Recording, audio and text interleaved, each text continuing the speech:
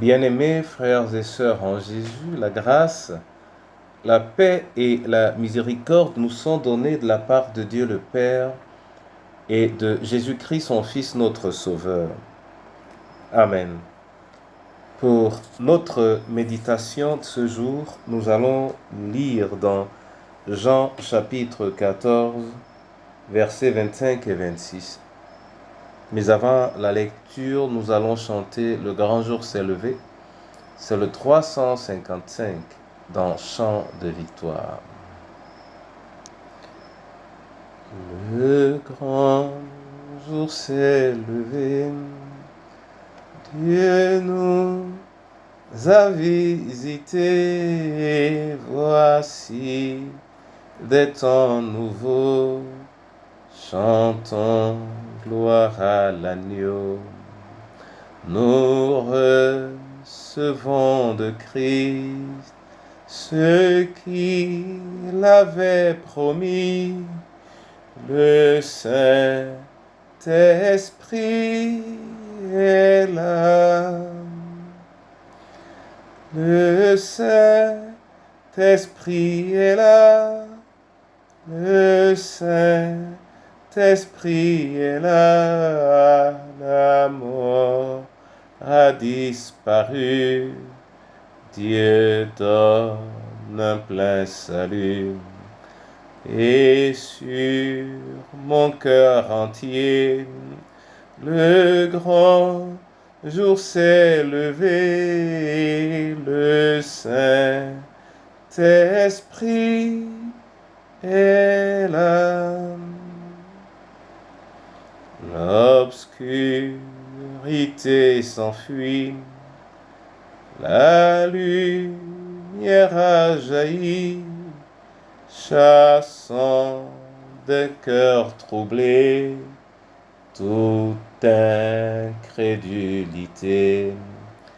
Car Christ, le roi des rois, répand l'esprit de foi, le Saint-Esprit est là. Le Saint-Esprit est là. Le Saint-Esprit est là. La mort a disparu. Dieu donne un plein salut. Et sur ton cœur entier, le grand jour s'est levé. Le Saint-Esprit est là. Alléluia. Jean 14, 25 et 26, là il est écrit: Je vous ai dit ces choses pendant que je demeure avec vous. Mais le Consolateur, l'Esprit Saint, que le Père enverra en mon nom, vous enseignera toutes choses et vous rappellera tout ce que je vous ai dit. Amen. Bien-aimés frères et sœurs en Jésus, à travers ces petits mots, le Seigneur Jésus ici introduit la promesse ou l'annonce de la venue de l'Esprit Saint. Cette promesse qui se trouve dans la ligne droite de ce que l'Éternel s'est engagé à accomplir. Et que nous dit le verset 25 ou 26, pardon, mais le Consolateur, l'Esprit Saint, que le Père enverra à mon nom, vous enseignera toutes choses et vous rappellera tout ce que je vous ai dit.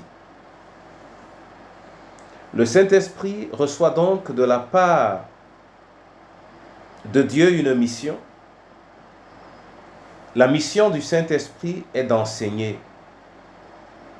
Enseigner, c'est-à-dire illuminer, donner un enseignement, donner de la connaissance, la mettre à la disposition de ceux qui font partie de la famille de Christ. Il vous enseignera.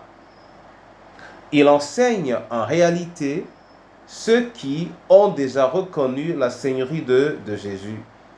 Mais parce qu'ils ne peuvent pas, ce qu'ils ont reçu, ceux qui ont marché avec Christ, n'était pas suffisant, alors ils seront enseignés sur les choses qu'ils ne connaissent pas encore. Ils seront donc illuminés, ils vont acquérir des connaissances leur permettant de marcher de manière équilibrée, de manière sécurisée dans leur environnement. Mais ils ne vont pas seulement être enseignés, c'est-à-dire recevoir des connaissances qui leur étaient jusque-là inconnues. Il a également un rôle, le Saint-Esprit, de leur rappeler ce que lui, Jésus, leur avait déjà enseigné. On peut donc conclure que le Saint-Esprit a pour rôle d'enseigner et de rappeler, ou de rappeler et d'enseigner, ce qui en soi revient à la même chose. Maintenant, lorsque le Saint-Esprit nous enseigne, il nous enseigne de toute évidence et prioritairement et nécessairement les choses spirituelles. Donc, à travers son enseignement, le Saint-Esprit nous a fermis dans notre marche spirituelle. Il nous accorde des éléments dont nous avons besoin pour pouvoir, au-delà des connaissances que nous avons jusque-là acquises, avancer dans la plénitude de la présence de l'Éternel, de la présence de la lumière de Dieu. Si telle est donc la mission, l'une des missions du Saint-Esprit, il est évident que le Saint-Esprit a donc une part importante dans notre vie spirituelle. Il n'en saurait être autrement d'ailleurs, puisqu'il est le maître de cette vie spirituelle. Bien-aimés frères et sœurs en Jésus, le Saint-Esprit nous aidera donc à travers ses enseignements et ses rappels. Il nous aidera à entretenir notre vie spirituelle. Il nous aidera à en prendre soin. Il nous aidera à ne pas être en manque de connaissances sur le plan spirituel. Il nous permettra, par ailleurs, de savoir nous défendre dans certaines circonstances. Ainsi donc, nous avons la possibilité d'être encadrés, d'être accompagnés par le Saint-Esprit. Nous avons cette possibilité parce que cela est conforme à la promesse faite par le Seigneur. Dans d'autres références, je le disais tantôt, le Saint-Esprit nous permettra même de savoir ce que nous devons dire face aux situations, ce qui signifie qu'il va prendre une part importante dans tout le processus de notre vie spirituelle. Mon frère et ma sœur, ceci nous convainc de l'accompagnement permanent de notre Dieu dans notre marche. Et si le Seigneur nous accompagne, nous avons donc intérêt pour un bon encadrement de notre vie spirituelle. Nous avons intérêt à garder et à préserver la présence de Dieu dans notre vie. Et laquelle présence ne doit pas seulement être considérée ou réelle, tandis que nous prions effectivement ou tandis que nous sommes à l'église, mais cette présence doit être permanente, présente dans les différentes articulations, certainement de notre jour de dimanche, mais dans toutes les articulations également de nos différents jours. Il n'est donc pas un esprit de saison, mais il est un esprit permanent. Et l'Esprit de Dieu est effectivement partout où le nom du Seigneur est invoqué. Il est même partout, il peut agir ou interagir partout. Mais il faut également que l'Esprit de Dieu soit surtout en nous. Car lorsqu'il est en nous, il imprime sa réalité dans notre vie spirituelle et nous oriente dans cette marche. Il nous arrose de sa présence et participe de la structure même de notre esprit en nous. C'est ce qui avait fait dire à l'apôtre que le Saint-Esprit ou l'Esprit rend témoignage à son esprit qu'il est enfant de Dieu. Donc, c'est le moyen le meilleur pour le Seigneur d'établir une communication avec nous. C'est donc un facteur très très important et il est convenable que nous en soyons conscients afin d'avoir une vie spirituelle épanouie et qui sans cesse s'épanouit en épanouissant les autres. Que l'Éternel lui-même bénisse sa parole et qu'il en bénisse l'usage dans le précieux nom de Jésus. Amen.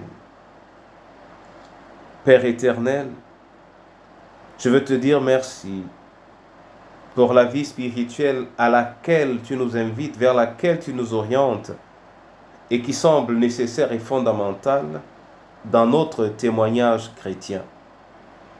Nous te disons merci pour le rôle que tu as donné au Saint-Esprit, que tu nous as déjà envoyé, le rôle d'enseignant, pour nous enseigner ces choses que nous ne connaissons pas, mais également nous rappeler toutes celles que nous aurions déjà apprises. Père, nous te disons merci pour cette promesse, nous te disons merci pour cette réalité. Accorde à nos cœurs la foi nécessaire et la confiance suffisante pour savoir que ce que tu dis, tu l'accomplis également et que tu l'accomplis dans les plus petits détails de ceux qui te font confiance. Merci pour une promesse aussi grande. Merci pour une action aussi percutante. Que ton nom soit magnifié et exalté dans le précieux nom de Jésus. Seigneur, je veux te prier afin que ton esprit soit présent dans la vie des veuves et des orphelins, que ton esprit soit leur lumière et que ton esprit les accompagne. Je veux te prier, Seigneur, pour nos différentes familles.